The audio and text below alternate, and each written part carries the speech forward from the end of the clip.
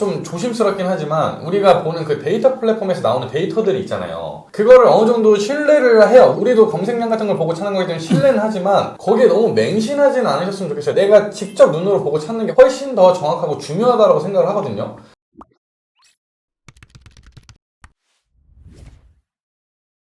안녕하세요. 네, 안녕하세요. 그대판다 테디입니다. 자, 오늘도 저희가 인터뷰를 진행해 보려고 대표님 한 분을 모셨는데요. 일단 좀 인사부터 듣고 가도록 할게요. 대표님 자기소개 한번 부탁드리도록 하겠습니다. 안녕하세요. 저는 유튜버 경자소라고 합니다. 만나서 반갑습니다. 유튜버 경자소 대표님. 저희 수강생이세요. 몇 기 수업을 들으셨죠? 제가 2기 들었어요. 제가 구대판다에서 이제 강사로 활동한 거는 3기부터 활동을 해가지고 저는 사실 처음 뵙는 대표님이긴 한데 오랜 시간 동안 계속 꾸준히 매출을 내시고 또 성과가 좋으셔서 이렇게 촬영까지 진행하게 되었습니다. 대표님이 2기 수업을 들으셨으면 네네. 이게 제가 처음에 3기 할 때가 22년도 5월인가 네네. 제가 기억을 하거든요. 22년 3월 말부터 4월 정도까지 했어요, 그때. 거의 이제 2년이 됐네요. 지금까지도 계속 꾸준히 온라인 셀링을 하고 계시고 네. 그 당시에는 이제 부업으로 시작했는데 그럼 지금은요? 지금은 이제 작년 5월에 퇴사를 해서 퇴사를 결심하게 된 이유도 셀링이 좀 잘 되면서 퇴사를 결심하시게 된 거예요? 셀링이 잘 되면서보다는 셀링이 더 잘하기 위해서 그럼 결혼하셨어요?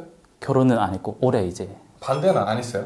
사실 저희 부모님도 그렇고 여자친구나 여자친구 쪽 부모님도 많이 좀 불안해 하시고 지금 이렇게 매출을 내고 있어도 불안해 하시는 건 어쩔 수 없는 거고 처음에 시작할 때 매출이 하나도 없는 상태에서 이런 걸 한다 그러면 네. 계속 이렇게 걱정하고 뭐 사기 아닌지 그런 의심의 눈초리들이 많으실 거예요. 근데 제가 느낀 건 어차피 내가 백날 말로 떠들어봤자 이 사람들을 설득을 절대 할 수가 없어서 그냥 귀를 닫고 내가 어떻게든 매출을 좀 내서 성과를 내면 이 사람들이 조금이나마 흔들리지 않을까라고 생각을 했고 그때 그리고 어머니께서도 막 이렇게 뭐 우려하는 말들을 많이 하시니까 네. 제가 근데 그렇게 얘기를 했어요. 나를 위해서 나를 사랑해서 걱정해서 하는 말인 거 좋은 거 아는데 지금 내가 하는 데 있어서 그 말들은 별로 나에게 지금 좋은 영향을 끼치지 않는다. 아무 말을 하지 말아달라. 그렇게 하고 제가 몇 개월 동안 제가 꾸준하게 이렇게 하면서 조금 올라오게 되고 뭐 이렇게 됐죠. 전 직장 연봉은 어느 정도인지 여쭤봐도 돼요? 5, 6천 정도.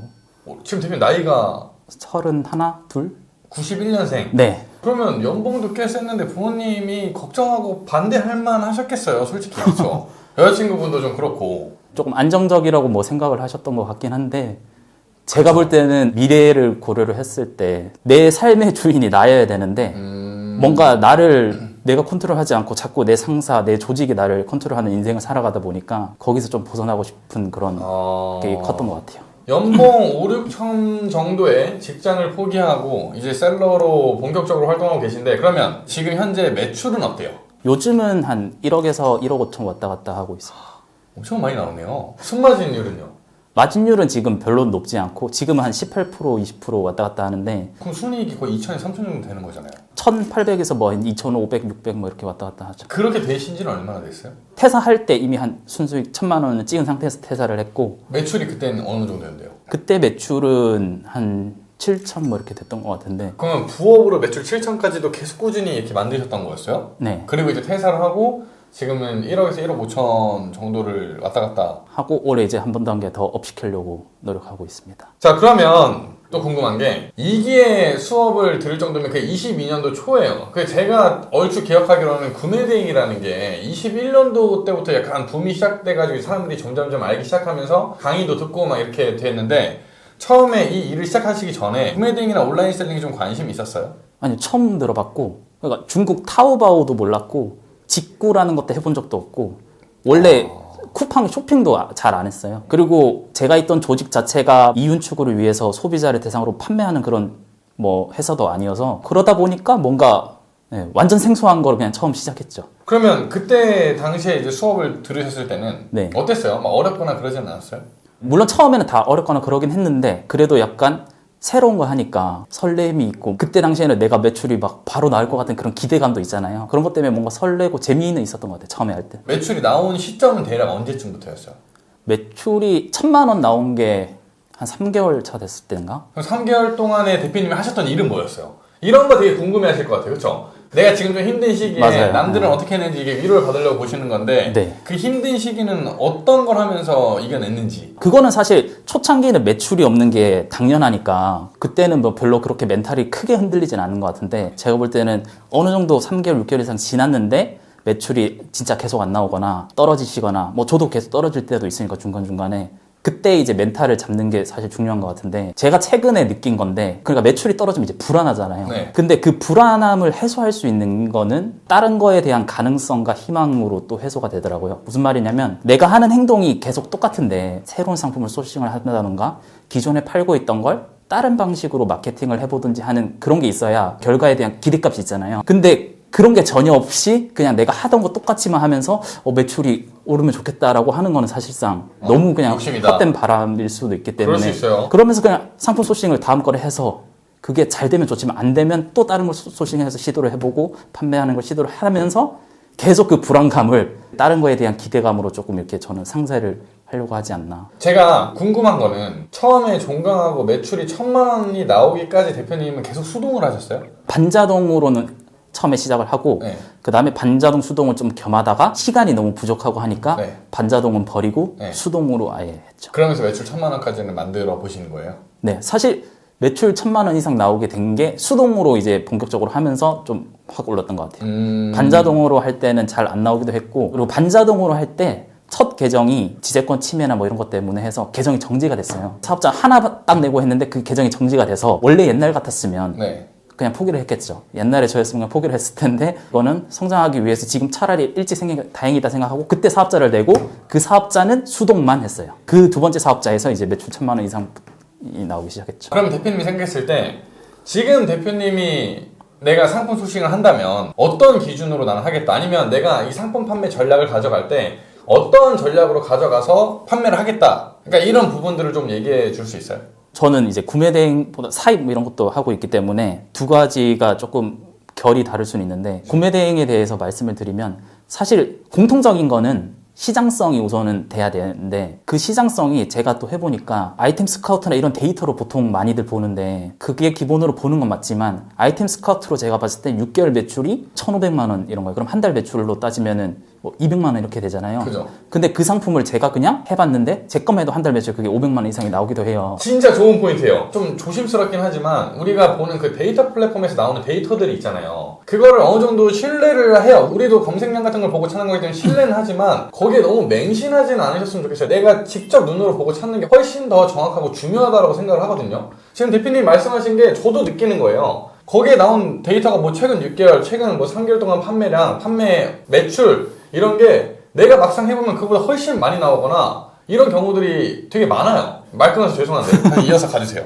그래서 결론은 그 데이터를 보고 키워드나 이런 게 괜찮겠구나 정도는 참고는 하면 되지만 결국에는 내가 팔고자 하는 플랫폼에서 직접 하나하나 검색을 다 해봐야 되거든요. 그래서 아이템 스카우트나 이런 데서 알려주는 경쟁 강도나 검색수나 이런 거를 굳이 볼 필요가 없고 플랫폼에 들어가서 내가 이길 수 있는 상대들이 포진이 돼 있는지를 직접 검색을 해보는 것과 이 데이터로 보는 거는 확연하게 차이가 나고 그리고 확실히 소싱에 그냥 시간을 많이 쏟을수록 그분들이 더 될 만한 상품을 찾을 수 있는 확률이 높은 게 제가 아까 말한 그 아이템도 저는 아이템 스카우트나 키워드로 본 게 아니고 예를 들면 좀 큰 키워드 있죠. 그거를 검색해서 잘 파는 사람들 거나 이런 상품들을 보다가 그럼 대부분 수동으로 이렇게 하시는 분들이 많잖아요. 근데 그 와중에 반자동이나 대량 프로그램으로 쓰시는 분들이 올린 상품인데 후기가 달려있고 이런 상품들이 있어요. 그런데 후기가 달렸다고 하면 판매가 어느 정도 됐을 거라고 저는 가정을 해야 하는데 왜 이거를 제대로 뭔가 가공을 해서 팔지를 않을까 해서 상세 페이지를 그분들이 하는 것보다는 조금 낮게 한 3페이지만 만들었거든요. 근데도 그 다음 날부터 그게 계속 팔리는 거예요. 그리고 제가 조금 설명이 부족했는데 메인 키워드 그 상품 말고 그것과 연계된 상품들도 뜨잖아요. 그러니까 그 연계된 상품들에서도 저는 시장을 찾아서 파악을 하는 편이에요. 왜냐하면 그냥 키워드로 보고 하면 누구나 알기 쉬우니까 경쟁이 너무 세고 블루오션 쪽으로 가게 되면 조금 편안하게 본인은 계속 매출을 가져갈 수도 있으니까 그런 식으로 하는 게 좋지 않을까. 사입은 아예 방향이 좀 다르긴 한데 그러면 대표님은 그런 상품들 찾았으면 똑같은 제품을 타고와서 가지고 와가지고 업로드를 해요?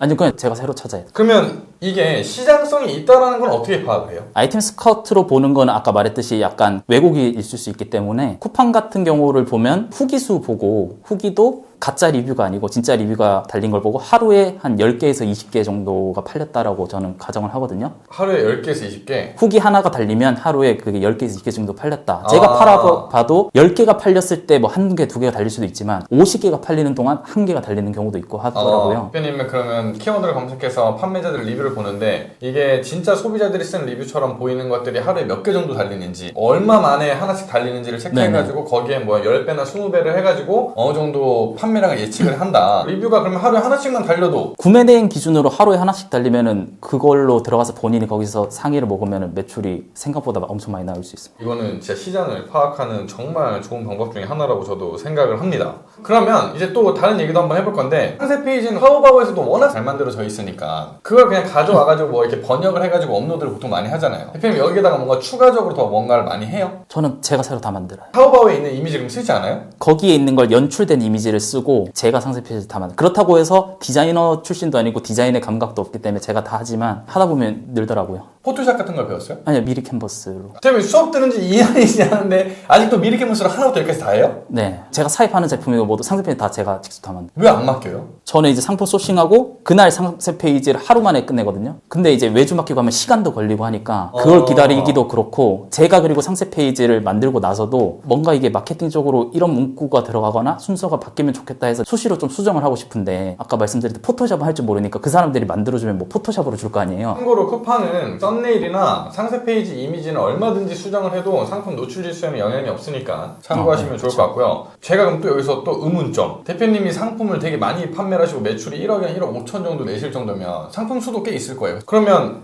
이 위너는 매칭이 잘 안 돼요? 이게 왜냐면 내가 제품 사진을 어쨌든 샘플이라도 바잉을 해가지고 촬영하고 상세 페이지를 만들었을 때는 이 디자인권이 어느 정도 권리를 챙길 수 있어가지고 괜찮은데 미리 캔버스로 만들면 이걸 내가 만들었다, 이건 내 소유권이다 라는 거를 주장하기가 쉽지 않거든요. 이런 부분들은 어떻게 해결해요? 상세 페이지를 그대로 도용하는 경우도 있거든요. 중국 판매자들은 이런 사람들은 원래는 그냥 위너만 매칭을 하고 상세 페이지는 자기 거를 쓰는데 중국 판매자는 요새 보니까 상세 페이지도 그대로 다 가져 쓰더라고요. 그럴 때는 미리 캔버스에 제가 작업을 했잖아요. 네. 그래서 저는 그거 윈도우 동영상으로 내가 작업한 편집이 있으니까 이게 다른 사람 거 스크린에서 오면 요소를 편집을 못 하잖아요. 네. 그래서 요소 편집을 해서 이거는 내가 직접 만든 거다라고 하면 소명이 되고요. 그게 아니면 가장 기본적으로 할 수 있는 거는 옵션 같은 거를 거기 있는 그대로 쓰지 말고 이 제품을 사는 사람들이 필요할 만한 그런 구성품 있잖아요. 네. 그런 거를 하나 정도 더 껴가지고 같이 판매하게 되면 구성이 다르다라고 하면은 풀어주고 아예 다른 상품인 척. 본체는 똑같아도 구성품 자체가 달라도 분리가 되니까 구성품이라도 다르게 하라는 거고 또 아예 미연에 방지하기 위해서 저는 그냥 구매 대행이지만 그래도 상표권도 출원은 했거든요. 아, 이거는 저희 이제 매출 달래시는 수강생 분들은 늘 하는 프로세스 중에 하나. 구매 대행이어도 상표권을 출원하면 아이템 인원에서 조금 더 여유롭다. 근데 대표님은 매출 이렇게 많이 나오는데 직원이 없어요?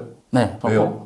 리스크를 싫어하고 보수적이어가지고 CS 하면서 스트레스도 많이 받고 거기에 뺏기는 시간이 너무 많아서 구매 대행으로 계속 매출을 혼자서 올리기는 무리겠다라고 해서 사입도 같이 하고 있는데 아무래도 직원을 뽑았을 때는 그 직원을 관리하기 위해서 또 내 에너지와 돈, 공간 이런 게 여러 가지 많이 써야 되니까 그렇게 됐을 때 매출이 내가 만약에 떨어지게 되면 정신적 스트레스를 감당할 수 있을까 했을 때 우선은 아직은 혼자 할 수 있다라는 판단하에. 근데 이게 제가 불과 지난 영상에서 다른 대표님 촬영을 하면서 그 대표님의 그 아웃소싱 능력에 대해서 극찬을 했는데 정반대 케이스가 지금 인터뷰를 하러 오셨어요. 근데 저는 이런 생각을 갖고 계신 분들도 정말 많을 거라고 생각을 해요. 그럼 이제 제가 궁금한 거는 1인 셀러로서의 약간 장점, 단점 이런 거 한번 얘기해보면 좋을 것 같아요. 사실 제가 볼 때는 저 같은 사람이 반이 넘을 거라고 생각을 하거든요. 그러니까 사업적으로 확장을 하고 직원을 뽑고 하는 게 하다 보면 뭐 자연스레 되는 행위이기도 하지만 이게 본인이 준비가 되어 있지 않으면 결국에는 무너져 내릴 수 있기 때문에 본인의 그릇에 맞게 해야 되는 거고 근데 이 영상을 보시는 대부분의 초보분들은 나는 직원이나 알바를 아직 뽑을 매출도 돈도 없고 그러기에 너무 겁이 나고 이런 경우가 많을 거예요. 네. 그래서 저는 아웃소싱 하는 건 당연히 중요하고 맞다고는 생각을 하는데 본인의 역량이 예를 들어 혼자서 1억을 매출을 할 수 있는 사람인데 본인이 5천만 원대 사람을 써버려요. 그러면 5천만 원에서 1억이 가겠죠? 그러면 또 1억 가기 전에 한 7천, 8천만 원대 또 사람을 또 쓰고 하다 보면 본인이 발휘할 수 있는 능력치의 한계를 본인이 자꾸 낮춰서 나는 원래 혼자서도 더 많이 할 수 있고 더 많은 능력을 발휘할 수 있는데 자꾸 그냥 사람만 써서 그렇게 되는 경우도 있지 않을까라고 생각을 하고 그리고 1인 셀러가 그런 면에서는 망해도 뭐가 잃을 게 없어요. 저는 지금 사무실도 없이 그냥 오피스텔 원룸에서 하고 있거든요. 그러니까 저는 망해도 고정 비용으로 나가는 것도 거의 없고 그냥 안 되면 매출이 떨어졌기 때문에 다시 새로 시작할 수가 있어요. 근데 내가 사업을 확장했다가 주저앉았을 때 다시 일어날 수 있는 그 의지와 그릇이 있는 사람이라면 성공 스토리가 되겠지만 거기에 무너졌을 때 다시 일어날 수 없을 정도로 크게 실패를 하게 되면 아예 끝나버릴 수가 있잖아요. 저는 그래서 그게 조금 두렵고 그렇기 때문에 그냥 이렇게 혼자서 우선은 안정적으로 계속 하려고 하는 거고 물론 계속 혼자 할 생각은 없습니다. 어느 정도 제가 도약을 하게 되면 확장을 할 생각은 있긴 합니다. 근데 좀 전에 했던 얘기는 개인적으로도 너무 공감이 되는 얘기였던 것 같아요. 그러면 단점은요? 뭐 외롭거나 그러진 않아요? 그거는 확실히 있는 것 같은데 그래요? 우선은 업무 면에서 보면 지금 하는 거는 직원은 없는데 하루에 2시간 정도 재택으로 알바하시는 분들이 2분 정도 있긴 해요. 있어요? 2분 해도 뭐 얼마 쓰지는 않는데 그렇게 해도 직원이 아니니까 그분들에게 많은 일들을 맡길 수가 없거든요. 그러다 보니까 내가 어떻게 보면 시덥잖은 일이라고 해야 되나? 그런 일상적이고 그냥 매출을 올리는데 도움이 되지 않는 그런 행위들의 시간을 좀 많이 뺏기는 경우가 있거든요. 그래서 1인 셀러들이 약간 착각을 할 수 있는 그런 게 처음에 많이 빠지는데 예를 들어 구매 대행을 매출이 한 2천만 원, 3천만 원만 돼도 상품에 따라 다르겠지만 CS량이 엄청나게 많아지거든요. 맞아요. 그러면 그날 하루에 내가 주문 처리하고 CS하고 하면 하루를 되게 열심히 한 것 같아요. 근데 자기 전에 누워서 생각해보면 내가 매출을 올리기 위해서 한 행동이 하나도 없어요. 근데 그게 본인은 열심히 하고 있다고 착각을 하는 경우가 있거든요. 그러니까 1인 셀러들이 그렇게 좀 착각할 수 있으니까 그런 부분은 주의하시면 좋을 것 같고. 진짜 중요한 내용인 것 같아요. 이게 매출이 2, 3천만 나와도 순이익이 적지 않거든요. 내가 뭐 계산기를 이렇게 돌려보면 쇼핑몰에 돈이 묶여있으니까 직접적으로 느껴지진 않더라도 어쨌든 팩트는 팩트니까 적진 않아서 거기에 안주하는 경우들이 되게 많으신데 이게 구매 대행뿐만 아니라 어떤 온라인이든 이 셀링을 하면 이 매출 등락은 이게 피할 수 없는 부분이라고 생각을 해요. 왜냐면 우리가 매출이 나오면 우리가 쏟아붓는 시간이 가치는 있지만 상대적 가치가 좀 떨어지는 곳에 많이 쏟을 수밖에 없어요. 내가 노가다를 하고 시간을 투자해야 되고 근데 그러다 보면 정작 내가 중요한 부분을 놓치는 경우들이 많아서 이 부분도 정말 중요하게 새겨 들으시면 좋을 것 같습니다. 그러면 마지막으로 본인 유튜브 홍보 한번 해주시고 목표나 구독자분들한테 뭐 해주고 싶은 얘기가 있으시다면 한번 하고 마무리하면 좋을 것 같습니다. 원래 처음에는 구매 대행 관련된 주제로 해서 많이 다뤘다가 최근에는 제가 이제 쿠팡 로켓크로스 사입도 하고 있어서 그 부분에 대해서 좀 많이 정보를 드리고자 하고 있어요. 어차피 저희가 구매 대행만 평생 할 것도 아니고 같이 겸해서 할 수도 있고 아예 다른 걸로 전환을 할 수도 있으니까 제가 좋은 정보 많이 드릴 테니까 유튜브 구독해서 한번 봐주시면 좋을 것 같고 사실 전반기 목표가 순수익 5천만 원을 해보는 게 목표여서 혼자 한번 해보고 되면 출연하도록 하겠습니다. 다음 영상에서는 순위 5천 만들고 오신다고 하니까 그때는 계좌까지 까고 영상 찍어보도록 하겠습니다. 오늘 시청해주셔서 너무 감사드리고요. 오늘 영상도 도움이 되셨으면 꼭 구독과 좋아요 그리고 댓글까지 남겨주시면 정말 감사하겠습니다. 시청해주셔서 감사합니다.